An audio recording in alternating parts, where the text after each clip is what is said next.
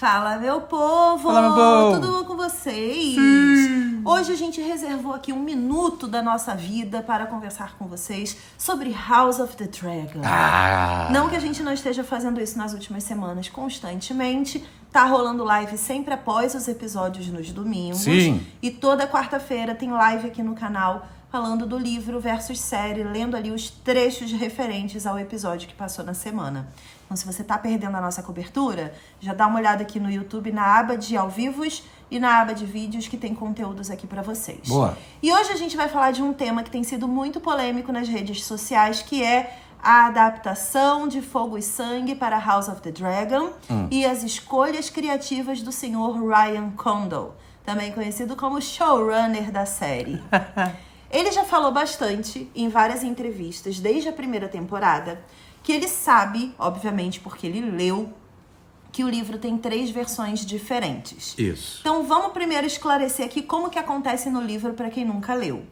O livro, Fogo e Sangue, ele é como se fosse uma enciclopédia da história dos Targaryen dentro do universo de Game of Thrones. Então ele foi escrito por um arquimestre, esse livro tá lá na Cidadela e as pessoas podem pegar para ler. É tipo uma biblioteca que tem, né? Apareceu em Game of Thrones, inclusive, quando o Sam decidiu virar um escritorzinho de sucesso. E aí esse livro tá lá, e aí tem a capa desse livro, inclusive, no início de Fogo e Sangue, e tá escrito lá assim, transcrito por George R. R. Então é só como se o George Martin tivesse pegado esse livro e reescrito pra gente na nossa língua. Teoricamente, esse é o conceito de Fogo e Sangue. Sim. E aí, em determinados momentos da história, quando vai mais pra intimidade dos Greens, intimidade dos Blacks, coisas de bastidores do castelo, que não tinha, tipo, o povo tomando conta, que não tinha ninguém ali observando, você tem sempre 3 versões dos fatos. Uma escrita pelo Septão Eustace, uma escrita pelo Mestre Munkun e outra pelo nosso querido bobo da corte, Cogumelo. Que são sempre as melhores versões, pois picantes e esquisitas. E aí, alguns fatos entram em contradição. Por exemplo, o Mestre Munkun pode falar assim, nessa hora, a Rhaenyra pegou uma pedra e tacou na janela. De acordo com o Cogumelo, não foi bem assim que aconteceu. Foi o Daemon que pegou a pedra e tacou na Rhaenyra, ela desviou e bateu na janela. E o Septão Eustace fala assim, não teve pedra, isso nunca aconteceu naquele momento ali. Então eles têm opiniões extremamente diferentes uns dos outros para alguns eventos. E aí, a série, como o próprio Ryan Condal já explicou, ela segue uma 4ª versão. O Ryan e a equipe leram o livro, entenderam a história que o George Martin contou ali e eles decidiram seguir por um caminho que não é nem do Eustace, nem do Munkun, nem do Cogumelo. É uma 4ª versão deles do que eles acham que poderia ter acontecido naqueles momentos mais polêmicos da história. Esse é aproveitar dos buracos que tem entre as 3 versões, né? Os buracos narrativos mesmo, né? Às vezes eles concordam com um ponto e aí essa concordância se torna parte de uma verdade. Isso.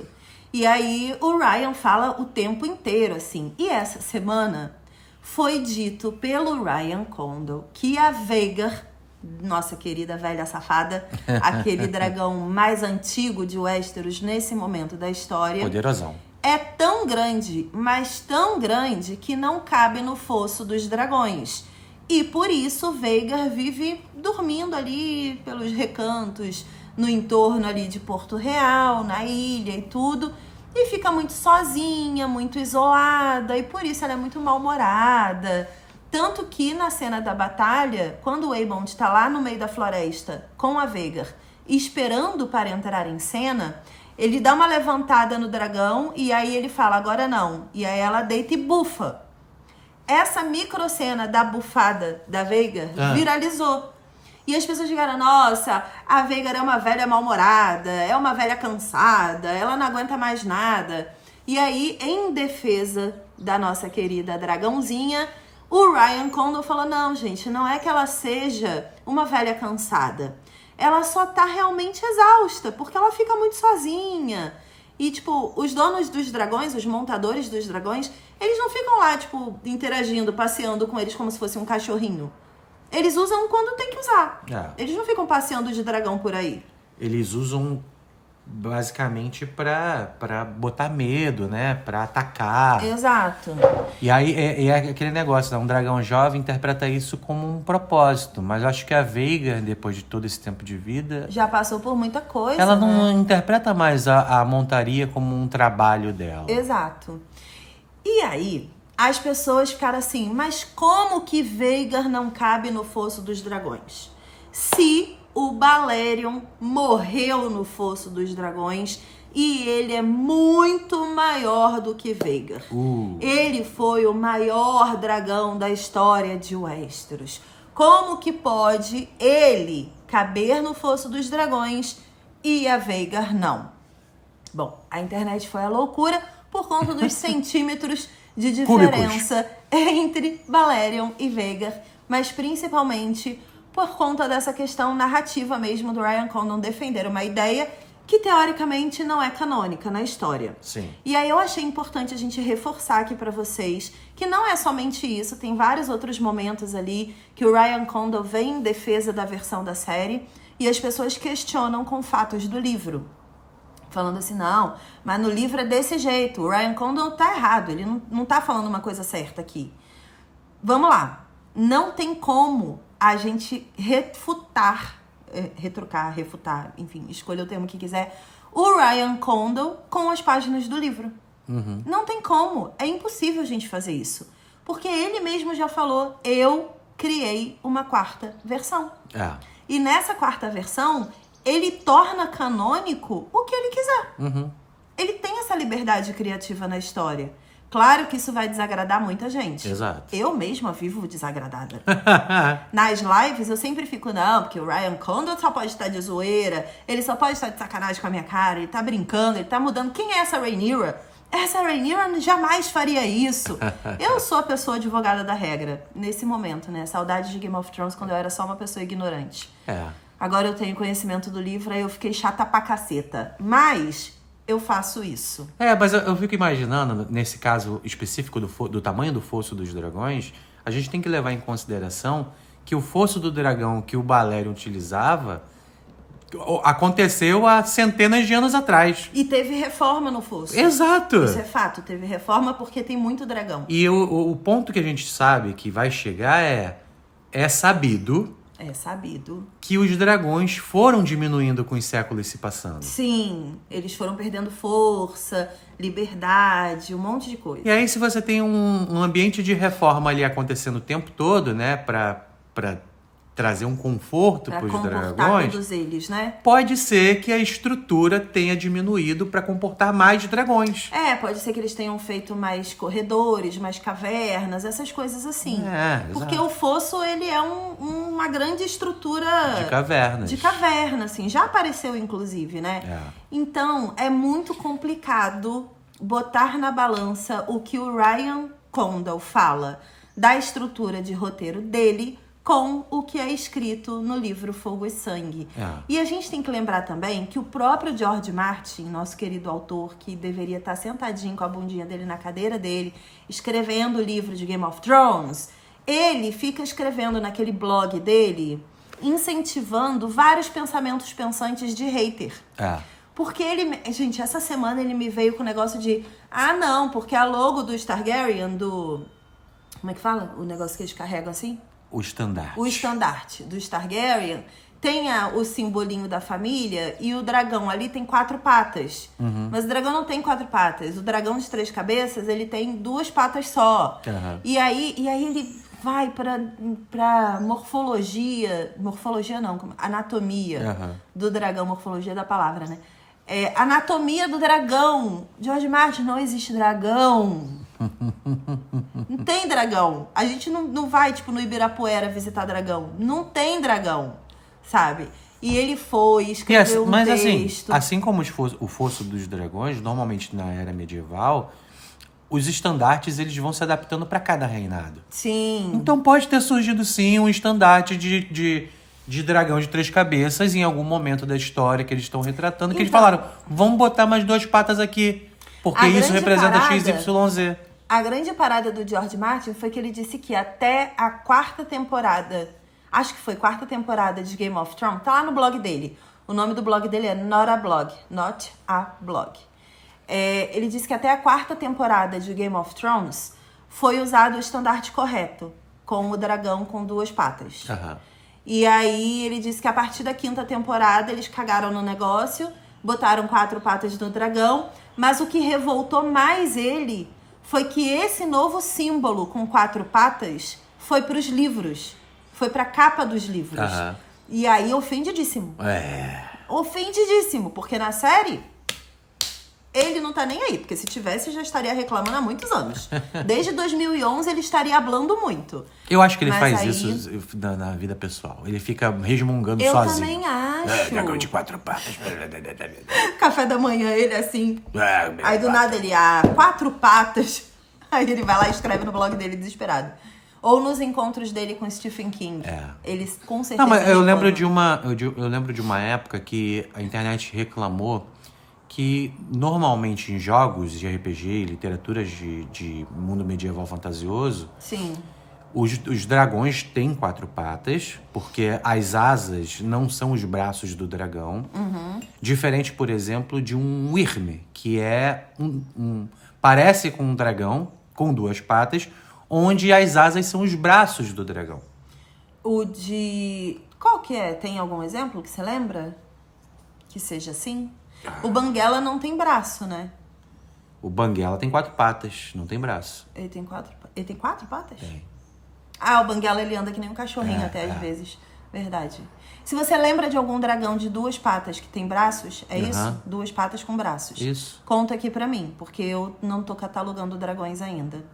Eu não virei essa pessoa ainda. Pode ser que eu vire em algum momento. Pode ser que vire um entretenimento pra mim. Exato. Tá passando carros e coisas na estrada. Mas eu só queria, eu não sei assim, dividir com vocês uma parada que eu acho que é.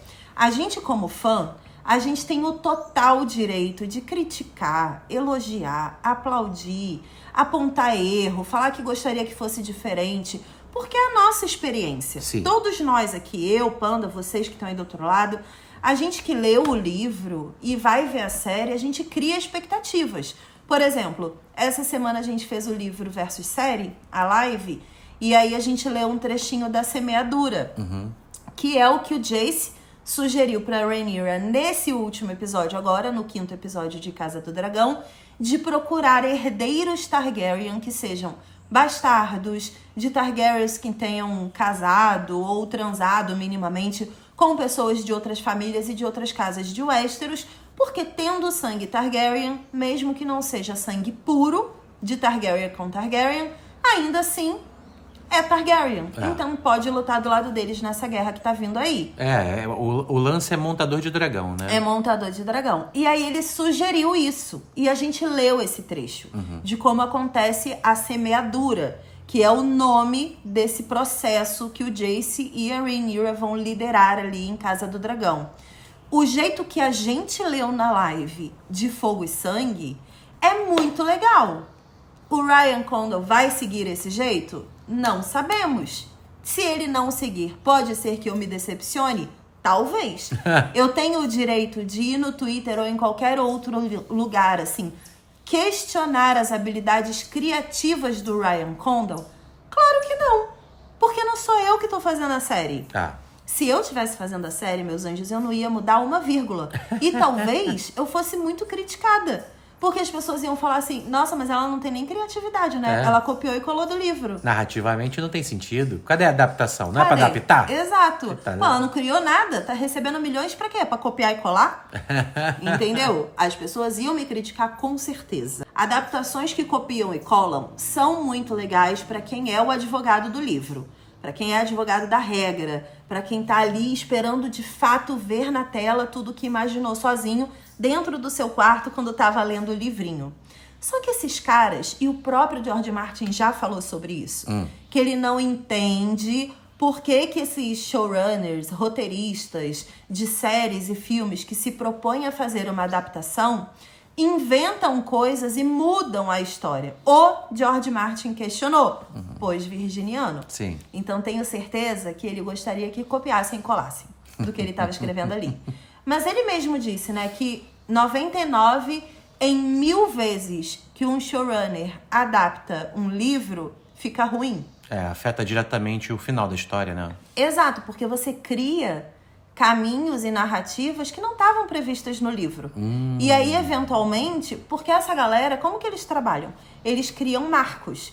A própria Marvel já disse que lá no escritório deles, naquele início ali, fase 1, 2 e 3 do MCU, eles tinham uma super parede com fatos que deveriam acontecer. E aí, de um ponto ao outro, era liberdade criativa para os roteiristas. Então eles falavam do tipo assim, olha, aqui o Homem de Ferro vai ter a ideia de reunir um grupo. E aqui o grupo está reunido na primeira batalha. O que vai acontecer entre um ponto e outro é com vocês. Desenvolvam. Então isso acontece na maioria das adaptações. Sim. E nem sempre o desenvolvam desse intervalo agrada a todo mundo. É impossível agradar todo mundo. É impossível. Né? Então, eu queria Tanto muito... que os fãs dos quadrinhos, eles reclamavam disso também, não? O tempo todo. Eles comparavam com as HQs e falavam, nossa, mas não é impossível esse personagem, o Hulk, se comportar dessa forma. Não, falaram que era impossível a She-Hulk ter mais poder, mais força do que o Hulk. Que no embate entre os dois ela nunca venceria, mas nunca na cabeça de quem? Do Stan Lee? Na sua? Nos roteiristas da série? Aconteceu. No Kevin Feige? O Kevin Feige olhou e falou, achei maneiro. Acho melhor. Entende? Então é muito complicado a gente julgar. E aí aquela parada, Cris, mas eu não posso ter opinião? Claro que pode, não apenas pode, como deve. Afinal de contas, isso faz parte da nossa personalidade e da nossa vida, né? A gente olha alguma coisa e coloca ali a nossa perspectiva de tudo sempre. Mas a gente não pode, primeiro, acreditar que a nossa perspectiva é sempre a correta, porque o nome disso é egocentrismo. Acreditar que a sua opinião é a única que vale e todos os outros estão errados. E não pode também iniciar guerras de discussões na internet, principalmente, e discussões na vida real, porque o outro pensa diferente da gente. Ou porque o outro, no caso Ryan Condal, recebe dinheiro para fazer um negócio que a gente não tá recebendo para fazer. A partir do momento em que você julga que a opinião do outro é maior ou menor que a sua, você abre precedente para a sua ser invalidada também. Também. Então, Exatamente. assim, ou você respeita ou você não tem opinião. Sim. É basicamente isso. Porque senão você é uma pessoa que subjuga outras pessoas, né? Outras ideias. Exato. E aí nada caminha. E a gente tem que respeitar, sabe? Eu sei que nem tudo de House of the Dragon vai ser como a gente idealizou. Eu achei que a Rhaenyra é esse ponto da história, depois de uma primeira temporada inteira, que muitas coisas aconteceram de ruim na primeira temporada da Rhaenyra também. E agora da segunda, que, cara, não querem aceitar ela no trono, usurparam o trono dela, e ela teve problema no relacionamento, no parto, enfim, ela tá acumulando tanto ódio dentro dela de tanta coisa diferente, que na minha concepção, se eu estivesse fazendo esse roteiro de House of the Dragon, pra mim, ela ia estar quebrando prato, copo, as pessoas iam estar falando bom dia, Rhaenyra, ela tá falando bom dia pra quem, eu não tô nem aí pra ninguém. Pra mim... Porque seria como você se comportaria, né? Eu já estaria assim, gente, zero autocentrada. Não, zero equilibrada. O que eu mais ouço na internet é, nossa, parece que quando mudou a atriz, a personalidade mudou. E não mudou. Mudou sim. Sabe por quê? Não Mudou. Não, mas não é a personalidade, é a maturidade. A que personalidade, porque a personalidade não é única, ela se transforma. Tá. Se você não pode se comparar, por exemplo... Não, eu, adolescente, era zero pessoas. Exato! Você pega... vamos contar a história da Cris. Cris com 15 anos. Vamos ter um salto temporal. Não vamos nem entrar nesse mérito. E temos a Cris de hoje em dia. Muito mais legal. Nossa, a Cris de hoje em dia nem parece mais a Cris de 15 anos, claro! Não, ela viveu! Ela viveu. Ela viveu mesmo. E ela aprendeu. E tomou uns tapas na cara também da vida. Mas eu falei pro Panda Mendes, eu falei, cara, se eu fosse adolescente hoje na internet, eu fico sempre me colocando no lugar das adolescentes que são canceladas por falarem coisas absurdas. As TikTokers. Por terem opiniões, assim, completamente fora da caixinha. E eu fico assim, gente, ainda bem que eu não tinha internet na época que eu tinha 15 anos. Porque eu não conhecia nada da vida. Eu não tinha desenvolvido o meu senso de empatia. É muito raro isso acontecer cedo na nossa vida, né? A gente precisa ir pra vida, ir pra faculdade, viver em círculos sociais que são diversos, com pessoas diferentes, para desenvolver a nossa personalidade de fato e desenvolver determinadas coisas que são de relações humanas, né? São aprendizados que a gente tem. Então, julgar os personagens a partir das suas idades, a partir das suas vivências, colocando o seu ponto de vista pessoal e a sua vivência pessoal como padrão, é absurdo. Não faz o menor sentido. Aqueles personagens são vistos pelos criadores das histórias de formas completamente diferentes. O George Martin, que criou esses personagens, tem uma perspectiva. As pessoas responsáveis pelos roteiros de Game of Thrones, House of the Dragon, criaram a partir da interpretação deles dos eventos. Então vai ser diferente. E aí você fala, nossa, 2024 e a gente ainda tá falando sobre isso, sobre não atacar pessoas por conta das opiniões. E eu vou dizer pra vocês, guerras foram travadas por conta de opinião. Ao longo da história da humanidade inteira. E eu acho muito difícil que a gente esteja perto de mudar isso. Mas isso não me impede de vir aqui lembrar que devemos respeitar a opinião do amiguinho, sim. E devemos aceitar que a pessoa tem uma perspectiva diferente da nossa. Não é um crime pensar diferente, Não é um crime. E, inclusive... A graça da humanidade é essa. E, inclusive, o Ryan Condal é uma pessoa. A única diferença dele pra gente é que ele tá recebendo pra fazer a série. Mas, de resto, ele é uma pessoa, como todos nós. E ele tá colocando ali na história coisas canônicas ou não do jeito que ele interpretou. E é isso. Lembrem sempre que a gente sempre vai ter o livro, tá? Não gostou da série? Não gostou do que o Ryan Condal fez? Siga George Martin, Nora Blog, e leia os livros dele. Fique restrito ao mundinho George Martin. E eu tenho certeza que você vai ficar feliz pra sempre. Certo? Certo. Comenta aqui o que você acha desse tema. E se tem alguma coisa que o Ryan Condal comentou que você fica do tipo, meu Deus, cala a boca e escreve. Para de falar em rede social, para de dar entrevista. E só escreve. Para de se estragar. Porque às vezes eu acho que ele se estraga um pouco também. Sim. Ele se expõe um pouco demais. Ele se arrepende demais. Eu acho. Comenta aqui que eu quero saber. Lembrando que no próximo domingo, live pós-episódio de House of the Dragon. Boa! Beijos e até a próxima. Tchau.